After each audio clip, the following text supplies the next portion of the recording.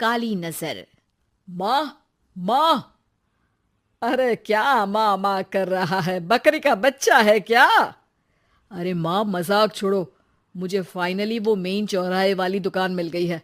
अब देखना, आपका बेटा दुगनी स्पीड से पैसा कमाएगा। उफ़, ये क्या? मेरी ऑनलाइन मेकअप क्लास चल रही है। इतनी जोर से क्यों बोल रहे हो आप दोनों? अरे मेरी धर्म पत्नी जी, मेकअप क्लास बाद में करना। वो चौराहे वाली दुकान मिल गई है हमको।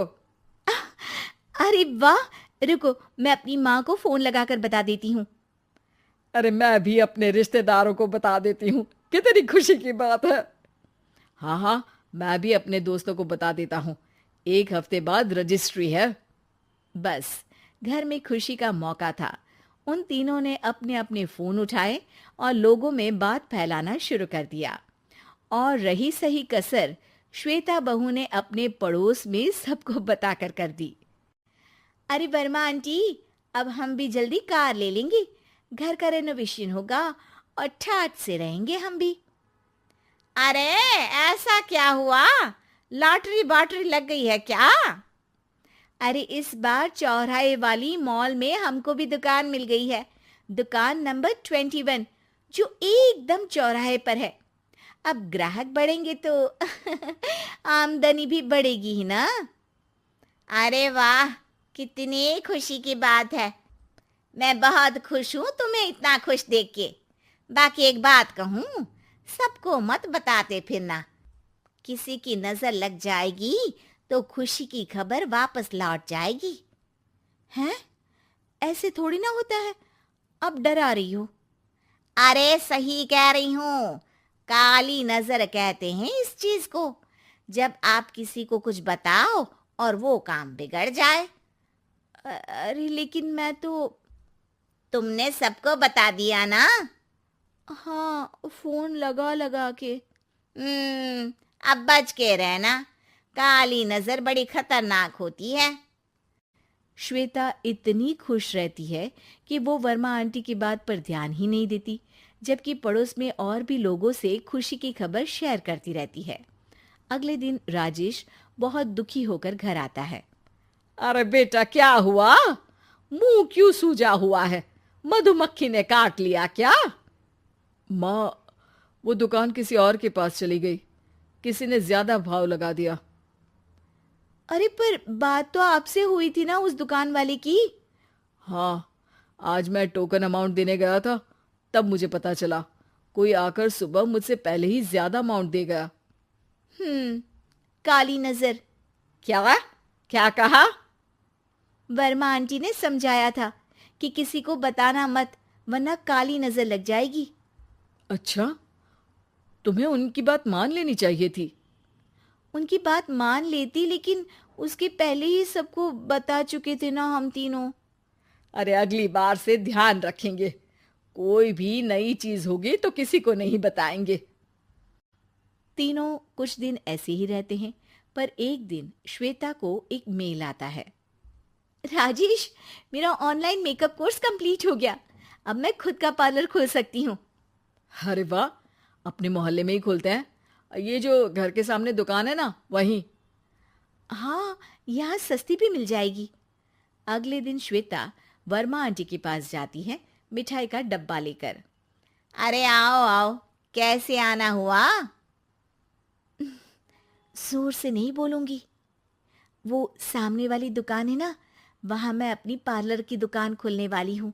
उसकी मिठाई है। अरे वाह, बहुत बधाई हो तुमको। हाँ, मैं कमाने लगूंगी तो राजेश पर पूरे घर का बोझ नहीं रहेगा ना आंटी जी। ये तो है। पर ये बता कि तूने ये बात किसी और को तो नहीं बताई ना? अरे नहीं नहीं, पिछली बार गलती कर दी थी। काली नजर लगी किसी की और राजेश के हाथ से वो दुकान चली गई थी। सबको मत बताना। चलो मैं चलती हूँ, कल दुकान की बात करने भी तो जाना है। अगले दिन श्वेता दुकान के लिए मालिक से बात करने जाती है। अरे लेकिन दुकान तो हम कल रात को ही किसी को दे चुके हैं। कल ही? हाँ, कल ही। 2 दिन बाद कोई यहाँ पार्लर भी खोल लेगा। अब कहीं और दुकान देख लीजिए। अरे पर हमको भी तो पार्लर ही खोलना था। हाँ भाई, ये एक ही दुकान है, आधी आधी तो नहीं दे सकता ना मैं। राजेश और श्वेता घर पर हताश होकर आ जाते हैं। इस बार तो किसी को बताया भी नहीं था, अब किसकी काली नजर लग सकती है। सुनो, तुमने माँ को बताया था क्या? अरे कैसी बात कर रही हो, माँ की नजर थोड़ी ना लगेगी। पक्का तुमने किसी को नहीं बताया था ना?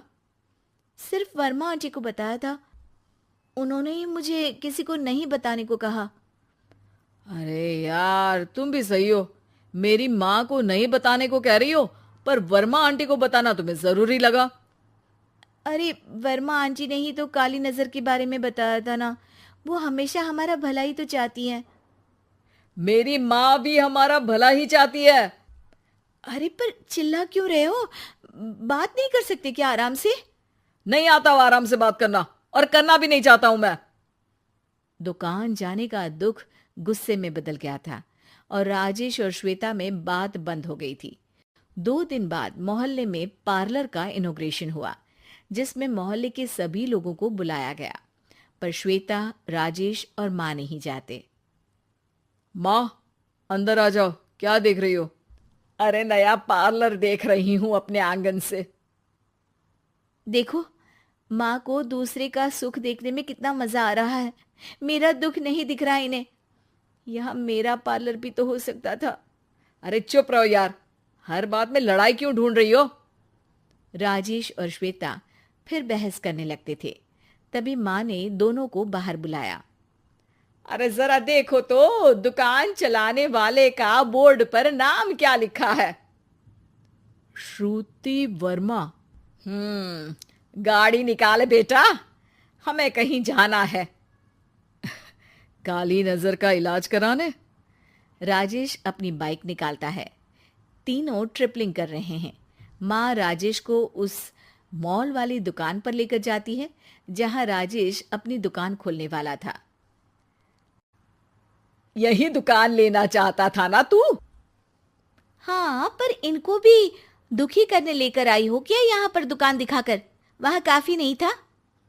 अरे श्वेता, थोड़ा सब्र रख, अभी पता चलेगा कि हम यहाँ क्यों आए हैं। बता, इस दुकान चलाने वाले का नाम क्या है? अनुपम वर्मा। कुछ समझ में आया? वो दुकान वाली श्रुति वर्मा, ये दुकान वाला अनुपम वर्मा, और हमारे पड़ोस में हमने उस दुकानों के बारे में बताया किसको था? अब वर्मा आंटी को। मतलब वर्मा आंटी ही हमारा काम बिगाड़ रही है? नहीं नहीं, ऐसा नहीं हो सकता, ये बस इत्तेफाक है।